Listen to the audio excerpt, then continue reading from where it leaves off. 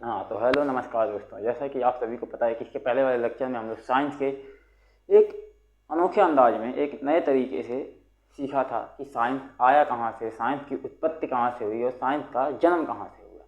Science के विभिन्न part के बारे में, विभिन्न चीज़ों के बारे में जाना था और साइंस को विभाजित करके कार्य क्षेत्र के बारे में भी हम लोग जाने थे। तो आज हम लोग स्टार्ट करते हैं अपना नया लेक्चर एक अलग तरीके से कि हम लोग साइंस को किस तरह से पढ़ेंगे। तो बात करते हैं कि साइंस किस क्लास का पढ़ेंगे, तो हम लोग क्लास 10th का साइंस पढ़ेंगे, क्योंकि जानते हैं कि क्लास LKG यानी LKG से नहीं तो थर्ड से ही साइंस स्टार्ट हो जाता है और साइंस थर्ड से लेकर 9th तक के बच्चों को 9th उसी चरण में पढ़ाया जाता है कि जैसे आपको खुद रिजल्ट देना हो, और वो वही करते हैं कि खुद पढ़ा के खुद उसका रिजल्ट निकालते हैं और पेपर में कुछ भी कर सकते हैं। तो बोर्ड लेवल पे होने के कारण क्लास 10 और क्लास 12 बीच में चपेट में आ जाते हैं क्लास 11th के बच्चे, इसीलिए आपको क्लास 11, 12 और 10th ये तीनों क्लास अच्छे खासे पढ़ने होते हैं। ठीक, इसके पहले कोई उतना वैल्यू नहीं देता, लेकिन आपको कंपटीशन लेवल पे यही सब चीज़ें फिर से रिपीट करनी होंगी, क्योंकि आज हम लोग फिर से झेलना पड़ रहा है। झेलना क्या, उतना तो काबिल थे कि अपने अतीत को भूलते नहीं। बात करते हैं कि हम लोग क्लास 10th के सिलेबस को किस प्रकार से डिवाइड करके पढ़ेंगे कि हमको उतना ज़्यादा बोरिंग ना लगे। कितना भारी सिलेबस है, किस तरह से पार्टीशन करेंगे, किस तरह से हम लोग साल भर डिवाइड करके पढ़ेंगे कि हमको अच्छे से समझ में आ जाए और अपने मेरिट लेवल को क्लास 12th के अपग्रेड के लिए अच्छा खासा रैंक निकाल सकें। तो हम लोग स्टार्ट करते हैं अपने क्लास 10th के साइंस को पढ़ना। हमारे क्लास 10th में यानी थर्ड से ही देखेंगे तो आपको साइंस में केवल एक ही शब्द दिया जाता है, विज्ञान, जिसमें विज्ञान की कोई भी शाखाएं विभाजित नहीं की जाती। ये विज्ञान हमारे आसपास की चीज़ों को सिखाता है कि किस तरह से हमारी पर्यावरण में होने वाली घटनाएं संभव है, किस प्रकार से घटनाएं संगठित होकर हमको प्रदर्शित होती हैं, और यही सब चीज़ें हमको आज समक्ष संबोधित होती हैं। तो क्लास 10th की चीज़ें जो कुछ 9th से भी रिलेट करेंगी वो सभी चीज़ें बाद में चेक करते हैं। आज हम जानेंगे कि हमारे सिलेबस को किस तरह से पढ़ेंगे, कौन सी किताबें पढ़ेंगे, कितनी टाइम तक पढ़ेंगे, मिनिमम कितना टाइम दें कि हम एक अच्छा खासा रैंक निकाल सकें। तो बात करते हैं कि हम क्लास 10th के बुक्स की। तो क्लास 10th के बुक्स में हम देखेंगे कि इसमें एक अच्छा खासा रैंक निकालता है NCERT। जो NCERT की बुक्स होगी, इसकी बात करते हैं बुक्स की।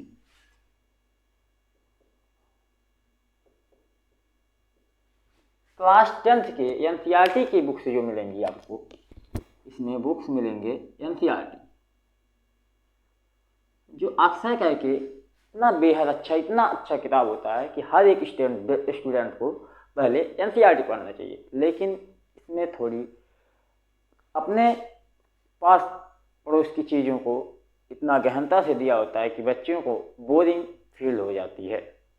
जैसे बात करें कि यदि आपको अपने घर से पहुंचना है अपने स्कूल पे, अपने घर से पहुंचना है अपने स्कूल पे, यहाँ से आपका घर है और ये वाले रास्ते आप अपने स्कूल पे पहुँचेंगे। तो आपको यदि बात करते हैं कि किस तरह से संगठित करके पहुँचाया जाएगा, तो आपको बात करेंगे कि ये जो NCERT की दृष्टि से, तो NCERT क्या बताता है कि एक बंदा होगा जो अपने, यानी एक स्टूडेंट होगा जो अपने घर से निकलेगा और निकलते समय रास्ते में जाएगा तो आपको वहाँ हित दोस्त और नदियाँ, फूल, पेड़ पौधे सभी से मिलते हुए जाएगा। तो उसके दैनिक जीवन में जो कुछ मिलेंगी वो सभी कष्टों को, सभी कांटों को झेलते हुए जाएगा, और यहाँ से यहाँ तक पहुँचने में उसको जितना समय लगेगा, जितनी दूरियां लगेंगी, बस उसी को डिफाइन करता है। इस प्रकार से आप अंत में जाके बोलेगा कि यह व्यक्ति अपने घर से स्कूल तक जाने में जितना दूरी चला उसको डिवाइड करने पर उसका चाल निकलता है, यानी चाल बराबर दूरी बटे समय। चाल बराबर दूरी बटे समय। इस प्रकार से एनसीईआरटी अपने आप को मॉडिफाई करता है। तो यदि आप देखेंगे तो एनसीईआरटी बताता है कि हमें किन कष्टों को झेल कर इसको पढ़ना होता है। बताएगा, मेन मिला के बताएगा चाल बराबर दूरी बटे समय, लेकिन वो घुमा फिरा के थोड़ा अपने प्रैक्टिकल लाइफ को सामने ला के दिखाता है। इसी कारण ये चीज़ें थोड़ा बोरिंग हो जाती हैं और बच्चों को पढ़ने में सहूलियत नहीं मिलती है। साथ ही इसके साथ मार्केट में एक अच्छा खासा बुक्स चलता है, इसको बोलते हैं कुमार मित्तल। नगीन प्रकाशन का एक बुक्स आता है कुमार मित्तल का, जो एक अच्छा खासा किताब है और आपको पढ़ने में खुद के लिए सहूलियत होगी, क्योंकि वो बताता है डायरेक्ट स्कूल से पहुंचने में जितनी दूरी चली गई है उसी को यदि समय से डिवाइड कर दिया जाए तो हमको चाल मिल जाएगा।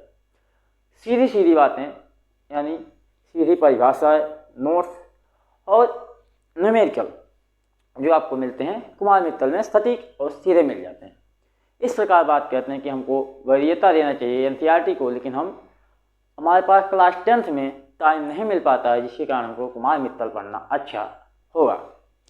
साथ ही हम बात करते हैं कि अपने किताब को किस प्रकार से संयोजित करके रखा जाए कि हमको साल भर पढ़ने में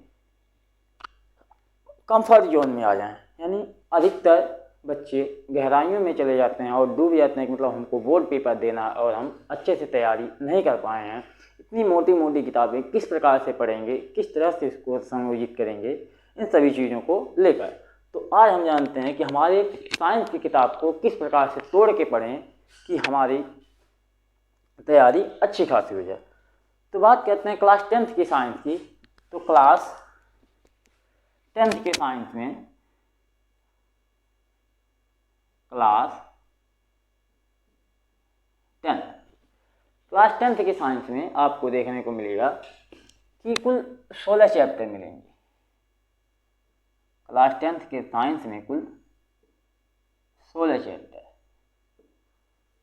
16 चैप्टर मिलेंगे, जिन 16 चैप्टर्स में आपको एक अच्छा खासा नॉलेज बिल्डअप किया जाता है। ये 16 चैप्टर साइंस किस तरह से संयोजित करके रखा है इसको हम लोग जानते हैं।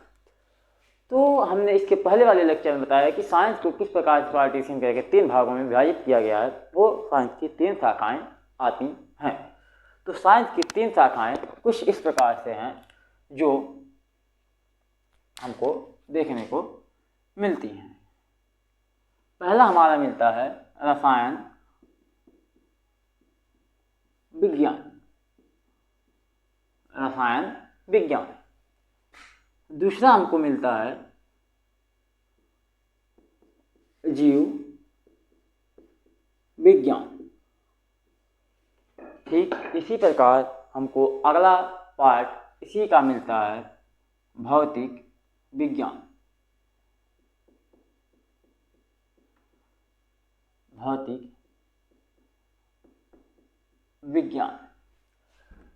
इस भौतिक विज्ञान के जस्ट कुछ पार्ट मैच करते हैं एनवायरनमेंट यानी पर्यावरण से। तो क्लास 10th के साइंस में पर्यावरण के कुछ चैप्टर दे दिए हैं। तो हमारी साइंस को कुछ इस प्रकार से 3 शाखाओं में विभाजित करके रखा है। तो हमारे पर्यावरण मतलब साइंस को इस प्रकार से कुल 4 शाखाओं में विभाजित करके रखा है और इसमें कौन कौन से चैप्टर आएंगे इसको हम लोग आसानी से जानते हैं। तो पहला हमारा मिलता है केमिस्ट्री यानी रसायन विज्ञान। यहीं से हमारे साइंस की न्यू स्टार्ट होती है। ये जो क्लास 10th की साइंस है इसमें सबसे पहला चैप्टर रखा गया है केमिस्ट्री को। क्योंकि इसमें थोड़ा होते हैं लॉजिक्स, न्यूमेरिकल्स याद करने होते हैं और जो सूत्र फार्मूले होते हैं वो सारे सब कुछ याद करने होते हैं। अधिकतर चीज़ें इसमें रटने की चीज़ होती हैं जिसमें बच्चों को मन लगता है और पुरानी परंपरा को ढालते हुए आते हैं। इस कारण इसके पहले चैप्टर को संयोजित किया गया है, जिसका पहला चैप्टर है रासायनिक अभिक्रिया, यानी इसी के आधार पर रखा गया है नाम पहला रासायनिक अभिक्रियाएं एवं समीकरण। तो यहाँ से हमारा पहला चैप्टर मिलता है रासायनिक अभिक्रियाएं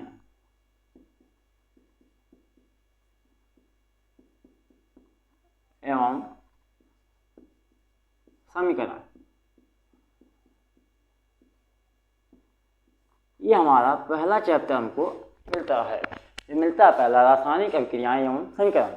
इसमें हम लोग सीखेंगे कि कोई अभिक्रिया किस प्रकार से होती है, उसके अभिक्रिया होने में कौन कौन से पदार्थ भाग लेते हैं और अभिक्रिया के पश्चात हमको क्या प्राप्त होता है, इन सभी चीज़ों के बारे में अध्ययन करेंगे। इसी से अगला चैप्टर रिलेट करते हुए मिलता है आगे, जो ये बताता है कि अभिक्रिया में भाग लेने वाले पदार्थ धन आयन है या ऋण आयन, या कई प्रकार से उसको डिफाइन करता है, जो इसका अगला चैप्टर का नाम है अम्ल, क्षार एवं लवण। अम्ल, क्षार एवं लवण। तो हमारा दूसरा चैप्टर मिल जाता है अम्ल, क्षार एवं लवण। ये अम्ल क्षार आपस में किसी पदार्थ को, यानी अभिक्रिया के दौरान किसी पदार्थ को अलग अलग पार्ट में तोड़ते हैं। तो जो पदार्थ धन आयन देते हैं और कुछ पदार्थ ऋण आयन देते हैं। इस विघटन के आधार पे अगला चैप्टर हमारा रखा गया है, जिसको हमने अगला नाम दिया है धातु और अधातु। धातु और अधातु। तो ये चैप्टर कुछ इस प्रकार से संयोजित करके रखे गए हैं कि जिनके बाद हम कभी अम्ल, क्षार एवं लवण को पहले नहीं पढ़ सकते, ना ही कभी धातु और अधातु को पहले पढ़ सकते। तो इन धातु और अधातु को जब हम परख लेते हैं, तो इन्हें धातु और अधातु में एक पदार्थ मिलता है हमको कार्बन, जो दुनिया के हर एक पदार्थ, हर एक जीव, हर एक कण में विद्यमान है। उसकी उपस्थिति के कारण उसका एक अलग चैप्टर ही बना दिया गया है, कार्बन और उसके यौगिक। कार्बन और उसके यौगिक। तो कार्बन और उसके यौगिक चैप्टर में आप जानेंगे कार्बन के विभिन्न गुणों के बारे में जानेंगे, कार्बन होता क्या है और कार्बन आया कहाँ से। इस प्रकार हम अपने साइंस यानी विज्ञान के 4 चैप्टर को कंप्लीट कर लिया। फिर अगला चैप्टर जब कार्बन के बारे में जान जाएंगे, तो कार्बन के बारे में आप सीखेंगे कि कार्बन एक ऐसा पदार्थ है जो अपने साथ कई तत्वों यानी कई पदार्थों को रिएक्शन करके एक लंबी श्रृंखला दर्शाता है। इसके कारण अन्य विभिन्न तत्वों की खोज की गई और उनको अलग अलग भाग में विभाजित किया गया। ये विभाजित अगला चैप्टर ही बना देते हैं तत्वों का वर्गीकरण। तो हमको 5वां चैप्टर मिल जाता है तत्वों का वर्गीकरण।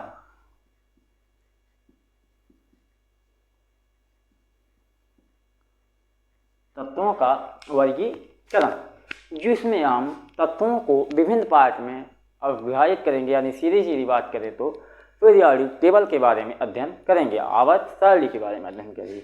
यहाँ से कुछ इस प्रकार हमारे रसायन विज्ञान के पार्ट खत्म होंगे, जिसमें हमको रसायन विज्ञान में कुल 5 चैप्टर पढ़ने होते हैं। रसायन विज्ञान में हमको कुल 5 चैप्टर पढ़ने होते हैं। इसके बाद हमारा अगला शाखा स्टार्ट होता है जीव विज्ञान।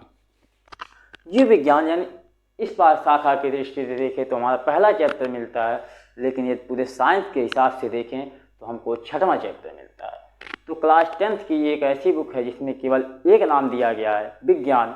तो हम विज्ञान की दृष्टि से यानी उस बुक की दृष्टि से देखते हैं तो हमारा 6वां चैप्टर मिलता है जीव विज्ञान का, जो होता है जैव प्रक्रम, यानी जीवों में होने वाली विभिन्न क्रियाओं का अध्ययन ही हमको सिखाता है जैव प्रक्रम। यानी जैव प्रक्रम बताता है कि जीवों में किस प्रकार से पोषण होता है, श्वसन होता है, उत्सर्जन होता है, परिसंचरण होता है, उनमें रक्त कैसे बहती है, इन सभी चीज़ों के बारे में हमको जैव प्रक्रम में सीखना है।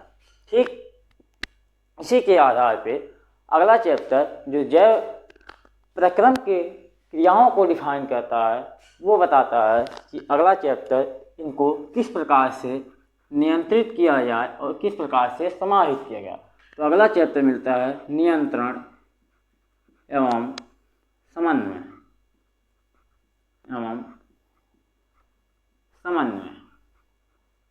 यानी जीव विज्ञान का हमको अगला चैप्टर मिल जाता है नियंत्रण एवं समन्वय। नियंत्रण एवं समन्वय के दौरान हम सीखते हैं कि किस प्रकार से हम अपने विभिन्न अंगों को नियंत्रित करते हैं और अपने जीवन का संचालन करते हैं। तो इस नियंत्रण के दौरान हम जानेंगे कि अपने परवरिश को, अपने जात को बनाए रखने के लिए जो एक आवश्यक क्रिया होती है उसको किस प्रकार के सुचारू रूप से चलाते हैं। तो उसके आधार पे अगला 8वां चैप्टर मिला गया है कि जीवों में जनन कैसे होता है, यानी जीव अपने प्रजाति को किस प्रकार से बनाए रखते हैं, यानी जीव जनन कैसे करते हैं। हमको अगला चैप्टर मिल जाता है जीव जनन कैसे करते हैं। यानी एक ऐसा चैप्टर है जिसमें आपको एक प्रश्न पूछा जाता है कि जीव आखिर जनन कैसे करते हैं, जीव अपने समान संतान उत्पत्ति कैसे करते हैं। जीव उत्पत्ति के दौरान आए हमारे मेंडल, जिन्होंने बताया आनुवंशिकता के कुछ गुण होते हैं जो आपको एक पीढ़ी से दूसरे पीढ़ी में स्थानांतरित होते हुए मिलेंगे। तो उन्हीं के आधार पे इनका अगला चैप्टर मिल गया है आनुवंशिकता एवं जैव विकास। आनुवंशिकता एवं जैव विकास जो हमारा साइंस की दृष्टि से 9वां चैप्टर, लेकिन बायो यानी जीव विज्ञान की दृष्टि से 4था चैप्टर मिला है। तो इस प्रकार कुछ 4 चैप्टर मिलेंगे आपको जीव विज्ञान में जो हमारे साइंस के 9 चैप्टर को कंप्लीट करते हैं। यानी 5 चैप्टर रसायन विज्ञान, 4 चैप्टर जीव विज्ञान। इन 4 चैप्टर में अगला शाखा हमारा आता है भौतिक विज्ञान, जो एक अनोखा और रोचक सब्जेक्ट है। ये एक ऐसी शाखा है जिसमें हम अपने प्रैक्टिकल लाइफ यानी दैनिक जीवन में होने वाली गतिविधियों के बारे में अध्ययन करते हैं।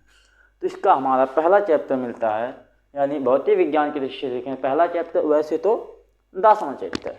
तो 10वां चैप्टर हमको मिलता है विद्युत प्रकाश। इसमें 2 गुण दिखाई देते हैं, एक होता है परावर्तन यानी परावर्तन और दूसरा गुण दिखाई देता है अपवर्तन। ये दोनों ही गुण प्रकाश द्वारा दर्शाए जाते हैं, जिनका अध्ययन हमको प्रकाश के चैप्टर में दर्शाना है। प्रकाश चैप्टर में परावर्तन और अपवर्तन, ये परावर्तन और अपवर्तन हमारे दैनिक जीवन के दिनचर्या पे किस प्रकार पर इफेक्ट डालते हैं, किस प्रकार से वस्तु हमको दिखाई देता है, इसके आधार पे इसी प्रकार से रिलेटेड अगला चैप्टर मिलता है मानव नेत्र एवं रंग बिरंगा संसार। यानी इस प्रकार से हमारे आँखों से किस प्रकार से दिखाई देता है, ये संसार हमको किस प्रकार से दिखाई देता है। तो अगला चैप्टर मिलता है मानव नेत्र एवं रंग बिरंगा संसार। मानव नेत्र एवं रंग बिरंगा संसार। इस प्रकार हमारे कुछ 11 चैप्टर कंप्लीट होते हैं। मानव नेत्र एवं रंग बिरंगा संसार ये एक ऐसा अनोखा चैप्टर है जो प्रैक्टिकल लाइफ में हम देखते हैं कि अपने आँखों में किस प्रकार से आँखों की संरचना होती है और आँखों में किस प्रकार से प्रकाश परावर्तित होते हैं और हमको वस्तु दिखाई देती है। इन सभी चीज़ों के आधार पे एक अगला शाखा फिजिक्स की आ जाती है 12वीं चैप्टर, जो मिलता है विद्युत। विद्युत क्या होती है, तो हमारे प्रत्येक वस्तु में उपस्थित आवेश जिस प्रकार से कार्य करने वाले कर्मचारी दौड़ते हैं उस प्रकार से इलेक्ट्रॉन दौड़ते रहते हैं, जिसके कारण को करंट फ्लो होता है और विद्युत यानी लाइट प्रकाश मिलता है।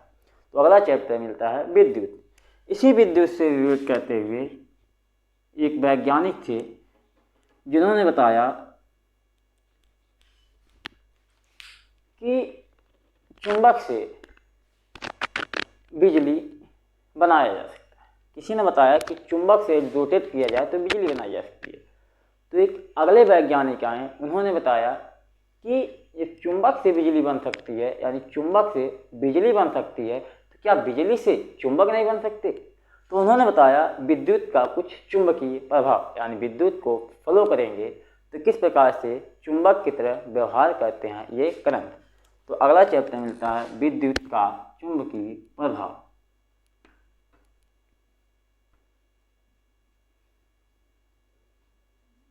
विद्युत का चुंबकीय प्रभाव। इस प्रकार हमारे कुल 13 चैप्टर कंप्लीट होते हैं। इन 13 चैप्टरों में आप देखेंगे कि 4 चैप्टर भी हमको मिलेंगे जो हमारे होंगे यानी भौतिक विज्ञान की। इस प्रकार हमने बताया था आपको कि साइंस में कुल 16 चैप्टर हैं, जिसमें से 5 चैप्टर रसायन विज्ञान मिल गया है, 4 चैप्टर जीव विज्ञान और 4 चैप्टर किसके, भौतिक विज्ञान के। तो 5 4 9 4 13। अभी भी आप देखेंगे कि आपको 3 चैप्टर बचे रह जाएंगे, जिसके लिए हमने एक शाखा डिवाइड करके रखा है पर्यावरण। तो बात करते हैं पर्यावरण। तो पर्यावरण में हमारा जो यहाँ से बात करते हैं तो 13 1 14वां चैप्टर। 14वां चैप्टर हमको मिलेगा जो ऊर्जा के स्रोत, यानी हमको अगला चैप्टर मिलेगा ऊर्जा के स्रोत, यानी हमारी ऊर्जा कहाँ से आती है, इसके शाखाएं विभिन्न क्या क्या हैं, इनके बारे में हम लोग अध्ययन करते हैं। तो ऊर्जा के स्रोत के साथ साथ अगला चैप्टर इसी पर्यावरण के भाग में आता है, जिसको ऊर्जा को किस प्रकार से संग्रहित किया जाए। तो मिलता है हमारा पर्यावरण। हमारा पर्यावरण जो ऊर्जा के विभिन्न स्वरूपों और पर्यावरण से संतुलित करने के लिए गुणों को दर्शाता है। इस पर्यावरण चैप्टर के पश्चात एक ऐसा अनोखा और लाजमी चैप्टर मिलता है जो ये बताता है कि पर्यावरण में होने वाले विभिन्न घटनाओं और नुकसान को किस प्रकार से संतुलित रख सकते हैं, किस प्रकार से संयोग से रख सकते हैं। तो अगला हमको 16वां चैप्टर मिलता है जो प्राकृतिक संसाधन है, जैसे सूर्य, जल, पानी, इनके द्वारा किस प्रकार से हम विभिन्न अपने कार्यों को कर सकते हैं। जैसे पानी द्वारा विद्युत स्टार्ट कर सकते हैं, इंजन चला सकते हैं, बड़े बड़े बांध बना के जल को रोका जा सकता है। इस प्रकार प्राकृतिक संसाधनों उनका प्रबंधन के बारे में बताया गया है। तो अगला चैप्टर मिलता है प्राकृतिक संसाधनों का प्रबंधन।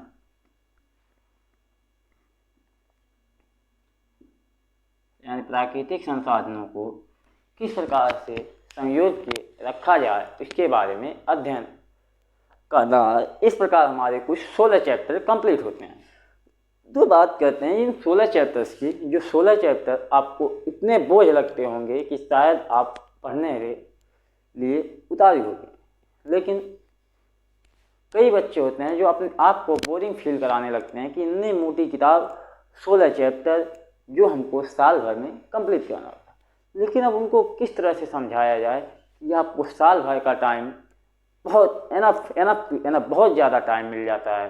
इस बात कहते हैं आपके सिलेबस की, तो आपके पास 16 चैप्टर है। यहाँ पे आपको देखते हैं कि आपके पास कुल 16 चैप्टर है। इन 16 चैप्टर्स में आपको डिवाइड कर भी दिया गया है कि 5 4 9 4 13 3 16 चैप्टर इस प्रकार से हैं। यदि बात करें 16 चैप्टर्स की, तो यदि आपको इनको पढ़ना स्टार्ट करते हैं, बात करते हैं अगस्त से।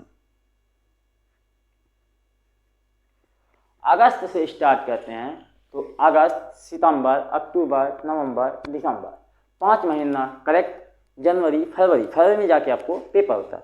तो कुल आपको 7 महीना स्टार्ट करते हैं, जनवरी से फरवरी तक कुल आपको 7 महीने मिलते हैं। कुल आपको 7 महीने मिलते हैं। इन 7 महीनों में बात करते हैं कि जनवरी फरवरी ये पेपर के लिए एक अलग तरीके से तैयारी, जैसे अंतराल हो गए, मॉडल पेपर हो गए और अन्य किताबें हो गई जिसको स्टार्ट कर देते हैं। लेकिन फिर भी इन 7 महीने में से आपको 5 महीना पूरा जम के पढ़ाई करने के लिए मिलता है, क्योंकि इधर उधर घूमने के बाद। तो इन 5 महीनों में बात करते हैं कि 5 महीने किस तरह से पढ़ें कि हमारी स्टडी एक अच्छी खासी हो जाए। तो 5 महीने की बात करते हैं, तो अपने पास तो जगह है नहीं, बात करते हैं यहाँ पे, तो इधर बात करते हैं। तो हमारे पास 5 मंथ का टाइम है। इस 5 मंथ में आप देखेंगे तो हर एक मंथ का एवरेज जोड़ा जाए तो 30 दिन का, तो आपको मिलेगा 5 या 15 यानी 150 दिन। ये 150 दिन जो होगा आपको एक अच्छा खासा स्टडी के लिए काफ़ी है। 150 दिनों में यदि आप हर एक चैप्टर को 10 दिन देंगे तब भी 15 चैप्टर आराम से ख़त्म कर दें। यानी हर एक चैप्टर को 15 चैप्टर, यानी हर एक चैप्टर को 10 दिन देंगे तो 15 चैप्टर ख़त्म होगा। लेकिन बात करें कि आपको कई चैप्टर ऐसे मिलेंगे जो आपको 2-3 लेक्चर में, 2-3 ही दिनों में ख़त्म हो जाएंगी और आप एक अच्छा खासा स्टडी कर सकते हैं। तो बात करें आप एक दिन में एक चैप्टर 10 दिन, जो कि 10 पेज का भी नहीं होगा, एक दिन में 1 पेज पढ़ेंगे तब भी 10 पेज काफ़ी है। तो इस प्रकार यदि आप स्टडी करते हैं डिवाइड करके, तो आपको एक अच्छा खासा शेड्यूल पता चल जाता है और एक कंफर्ट महसूस होता है कि आप किस तरह से तैयारी अच्छे खासी कर सकते हैं। तो आप यदि ऐसी मानते हैं कि आपको बोरिंग फील होता है तो बनिए हमारे साथ, जुड़िए हमारे साथ। आपको शुरू से लेके टॉपर्स तक की सफ़र हम कराएंगे। बात करते हैं कि अपने इधर के एरिया में तो आपको उस तरह से नहीं मिल पाता है जिस तरह से हम अपने टाइम पे सोचते थे। शायद यही कमी थी जिसके लिए हम अपने सपनों को, उन छोटे सपनों को, शायद ज़िंदगी तो इतनी बड़ी होती है कि सपनों की कमी नहीं होती है, लेकिन वो जो बचपन के सपने थे कि हम क्लास 10th में टॉप करेंगे, क्लास 12th में टॉप करेंगे, वो तो नहीं आ पाए। लेकिन हम सोचते हैं कि आप में से कोई ऐसा हो जिसको हम खुद बताएं कि हाँ, हमारी सपनों को ये बच्चे साकार किए, ये दोस्त साकार किए, ये लोग साकार किए। तो जुड़िए अपने साथ। हम आपको वादा करते हैं कि आपको एक अच्छा खासा रैंक ला के दिखाएँगे। कितना भी कम होगा तो 85 to 90, वैसे तो 90+ तो स्कोर काफ़ी है। हम आपको यदि बात करते हैं तो लाइव टू लाइव आपको हर एक सब्जेक्ट का बात करते हैं। यार हम लोग स्टूडेंट थे तो अभी भी बात करते हैं कि ऐसे ऐसे लेक्चर हैं कि आपको हर एक सब्जेक्ट के बारे में बता सकते हैं। तो मिलते हैं अगले वीडियो में। आप यदि चाहते हैं कि 90+ करना तो आप फोड़िए, आइए अपने पास जुड़िए और हम आपको एक अच्छे खासे रैंक के साथ निकालेंगे। बात करते हैं आप ऑफलाइन कोचिंग ज्वाइन करना चाहते हैं तो नंबर पर डिस्क्रिप्शन में नीचे नंबर दिया गया, आपको नीचे भी चलता मिलेगा, जिस पर कॉल करने पर आपको एक एग्जैक्ट लोकेशन दिया जाएगा जहां पर आप आके ऑफलाइन पढ़ सकते हैं। तो मिलते हैं अगले वीडियो में। जय हिंद, जय भारत।